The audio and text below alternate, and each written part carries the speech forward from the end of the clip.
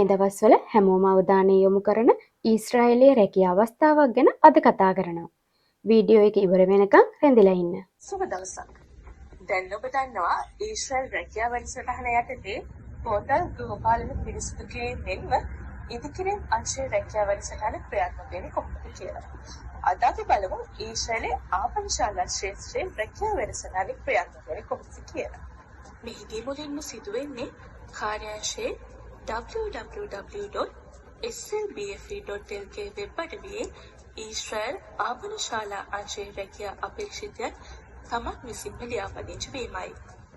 එසේ ලියාපදිංචි වූ අයදුම්කරුවන් තමන් පදිංචි ප්‍රදේශයට අදාළ කාර්යාංශ බලාත්කාරයාලයට ගෙන්වා ඔවුන්ගේ සුදුසුකම් පරීක්ෂා කිරීම කාර්යාංශය විසින් සිදු කරනවා. අනතුරුව ඔවුන්ගේ ශාරීරික යෝග්‍යතා පරීක්ෂණය සිදු කරනු ලබනවා. ඉන්පසු සුදුසුකම් සපුරා ඇති අයදුම්කරුවන්ගේ විස්තර ඇතුළත් දත්ත පද්ධතියක් කාර්යාංශය විසින් සකස් කරනවා. පසුව ඔවුන් ජාතික තරුණ සේවා සභාවට ගෙන්වා ප්‍රායෝගික පරීක්ෂාව සිදු කරනු ලබනවා. එයින් සමත් වෙන අයගේ නාම ලේඛනය කාර්යාංශය විසින් ඊශ්‍රායලයේ පීබා ආයතනයට යොමු කරනවා.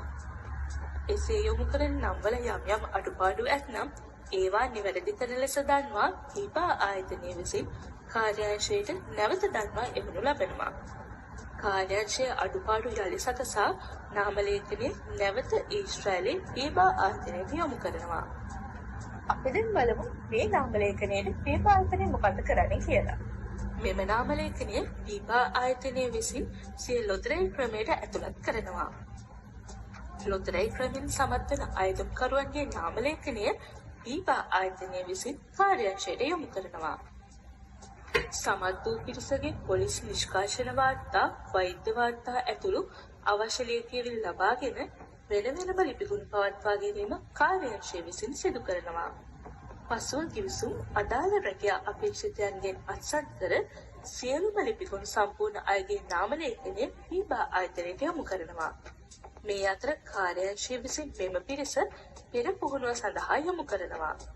ඉතින් මේ පිරිසට රැකියා ගිවිසුම්, වීසා, ගුවන් ටිකට්පත් ලැබෙන්නේ මෙන්න මේ ක්‍රියාවලියෙන් පසුවයි. ඊශ්‍රායල් ආපනශාලා ශ්‍රේෂ්ඨ රැකියා වැඩසටහන ක්‍රියාත්මක වෙන්නේ ශ්‍රී ලංකා විදේශ සේවා නියුක්ති කාර්යාංශය හා ඊශ්‍රායල් රජය අතර ඇති කරගත් අවබෝධතා ගිවිසුමක් අනුවයි. ශ්‍රී ලංකාවෙන් ඊශ්‍රායලයේ ආපනශාලා ශ්‍රේෂ්ඨ රැකියා සඳහා ශ්‍රමිකයන් තෝරා ගැනීම සිදු කරන්නේ පීබා ආයතනය විසිනුයි.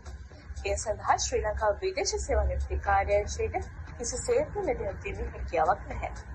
ඔබ ප්‍රායෝගික පරීක්ෂණයේදී දක්වන දක්ෂතා අනුව තමයි ඔබ ඊශ්‍රායල් ආපනශාලා ශ්‍රේෂ්ඨ රැකියාව සඳහා තෝරා ගැනීම සිදු කරන්නේ.